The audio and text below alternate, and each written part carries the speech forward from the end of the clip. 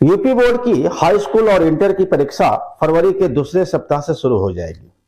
इस बार नकल करते हुए पकड़े गए विद्यार्थियों के खिलाफ रासुका के तहत यानी राष्ट्रीय सुरक्षा कानून के तहत कार्रवाई की जाएगी। उत्तर प्रदेश सरकार का यह फैसला सही हो सकता है, लेकिन उत्तर प्रदेश सरकार को यह भी देखना होगा कि यूपी बोर्ड के स्कूलों में जो पढ़ाई का स्तर है वह दिन प्रतिदिन गिरता क्यों जा रहा है। एक जमाने में उत्तर प्रदेश के राजकीय इंटर कॉलेजों में दाखिला लेने के लिए मारामारी हुआ करती थी। देश की बड़ी बड़ी हस्तियां इन्हीं राजकीय इंटर कॉलेजों से पढ़कर निकली और प्रदेश तथा देश का नाम रोशन किया। आज हम अपने वीडियो के जरिए यही बताने की कोशिश करेंगे कि यूपी बोर्ड के कॉलेजों की ऐसी दुर्दशा क्यों है। साथ ही साथ यह भी बताएंगे कि राजकीय इंटर कॉलेज दयनीय हालत में कैसे पहुंच गए। यही नहीं, इस रिपोर्ट के जरिए हम यह भी बताने की कोशिश करेंगे कि रासुका के तहत कार्रवाई करने से शिक्षा के स्तर में सुधार होगा या विद्यार्थियों में एक डर का माहौल पैदा होगा। बस आप बने रहिए हमारे वीडियो के साथ और देखते रहिए विजडम न्यूज। नमस्कार, मैं हूं शंकर विश्वकर्मा। हमारे चैनल की टैगलाइन है न इधर न उधर, सच की डगर। हमारी कोशिश रहती है कि अपनी टैगलाइन के मुताबिक ही हम अपनी खबरों का विश्लेषण करें और रिपोर्ट ऐसी हो जो सच के बेहद करीब हो। अगर आपने हमारे चैनल को अब तक सब्सक्राइब नहीं किया है तो प्लीज इसे सब्सक्राइब कर लीजिए और देखते रहिए विजडम न्यूज। तो हम चर्चा कर रहे थे नकल के खिलाफ रासुका की कार्रवाई पर। उत्तर प्रदेश सरकार ने यह फैसला किया है कि यूपी बोर्ड की परीक्षाओं के दौरान अगर कोई भी विद्यार्थी नकल करते हुए पकड़ा जाएगा तो उसके खिलाफ रासुका के तहत कार्रवाई की जाएगी। आगे बढ़े, आइए उसके पहले जान लेते हैं कि रासुका है क्या। दरअसल 1980 में राष्ट्रीय सुरक्षा अधिनियम बनाया गया था। इसके तहत सरकार को कुछ विशेष शक्तियां मिली हुई हैं। अगर कोई व्यक्ति देश की सुरक्षा सुनिश्चित करने में रुकावट पैदा करता है तो उसे गिरफ्तार किया जा सकता है।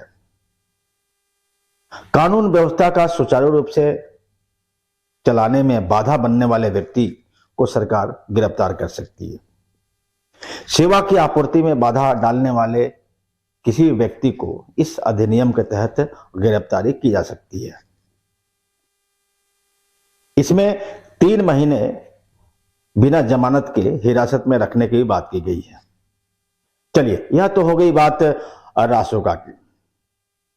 नकल विहीन परीक्षा हो यह अच्छी बात है, लेकिन सरकार को यह भी सोचना चाहिए कि एक विद्यार्थी नकल करने पर मजबूर क्यों होता है। एक विद्यार्थी नकल करने के लिए मजबूर इसलिए होता है क्योंकि उसे लगता है कि उसकी परीक्षा की तैयारी ठीक नहीं है। और अगर उसकी परीक्षा की तैयारी ठीक नहीं है तो सिर्फ उन विद्यार्थियों की ही गलती नहीं है, बल्कि उस स्कूल की भी है जहां पर उन्होंने उन बच्चों ने पढ़ाई की है।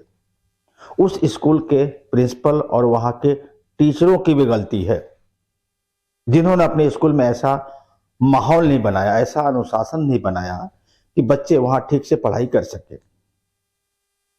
बच्चों को सही दिशा नहीं दिखाया जा सका।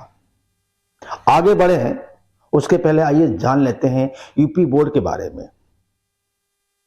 Board of high school and intermediate education, यानी बोलचाल की भाषा में इसे यूपी बोर्ड भी कहते हैं। यह दुनिया की सबसे बड़ी बोर्ड को संचालित करने वाली संस्था है। उत्तर प्रदेश में इस समय लगभग 28,000 यूपी बोर्ड के स्कूल हैं, जिनमें हाई स्कूल और इंटरमीडिएट की पढ़ाई होती है। इनमें से 20,875 स्कूल वित्त विहीन हैं, यानी जिन्हें कोई फंड नहीं मिलता, जबकि 4,528 स्कूल ऐसे हैं जिन्हें सरकार से सहायता मिलता है। इसके अलावा 2,332 स्कूल ऐसे हैं जिन्हें राजकीय इंटरमीडिएट स्कूल कहा जाता है, यानी राजकीय इंटरमीडिएट स्कूल के नाम से उन्हें जानते हैं। यूपी बोर्ड का मुख्यालय प्रयागराज में है। प्रयागराज में राजकीय इंटरमीडिएट स्कूल की जो स्थापना हुई वो 1839 में हुई थी, यानी अंग्रेजों के जमाने में, जबकि वहीं पर इलाहाबाद विश्वविद्यालय है जिसकी स्थापना 1887 में हुई थी। यानी देखिए कितना पुराना स्कूल है वह। हमारे दर्शकों को जानकर खुशी होगी कि इलाहाबाद राजकीय इंटर कॉलेज के पढ़े हुए सैकड़ों छात्र बड़े बड़े पदों पर रहे। सुप्रीम कोर्ट के चीफ जस्टिस रहे BN खरे ने इलाहाबाद इंटर कॉलेज से ही पढ़ाई की थी। इसके अलावा तरुण अग्रवाल, DP सिंह, दिलीप गुप्ता, विनीत शरण, अश्वनी मिश्रा, नीरज तिवारी जैसे दर्जनों जजों ने इलाहाबाद इंटर कॉलेज से ही पढ़ाई की थी। इसके अलावा KD त्रिपाठी, प्रदीप शुक्ला, विवेक जोशी, विनीत जोशी, राजेश पांडे, अनंत देव त्रिपाठी, शिव कुमार, वीरेंद्र ओझा, राहुल द्विवेदी, जितेंद्र शुक्ला, मनीष मिश्रा, अभय प्रताप सिंह जैसे दर्जनों प्रशासनिक जो अधिकारी रहे हैं, उन्होंने भी इलाहाबाद इंटर कॉलेज से ही पढ़ाई की थी। आपको जानकर आश्चर्य होगा कि इलाहाबाद इंटर कॉलेज से ही मदन मोहन मालवीय और हेमवती नंदन बहुगुणा ने भी पढ़ाई की थी।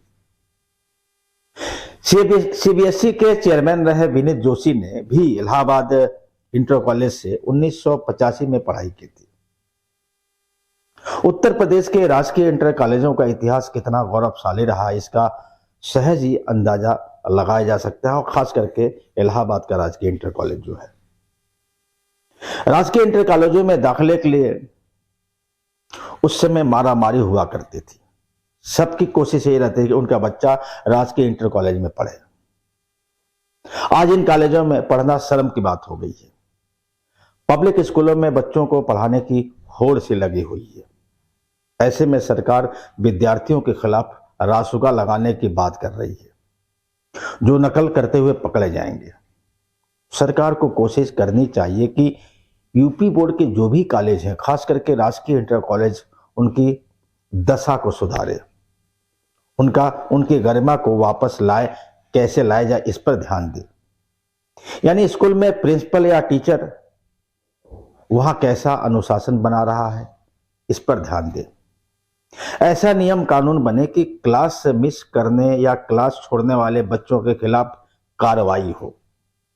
जो बच्चे लापरवाही कर रहे हों, उनके अभिभावकों को बुलाकर उन्हें समझाया जाए, सख्त नियम बनाया जाए, उनके साथ सख्ती से निपटा जाए, पेश आया जाए। साथ ही साथ राजकीय इंटर कॉलेज के प्रिंसिपल और टीचरों के साथ भी सख्ती की जाए।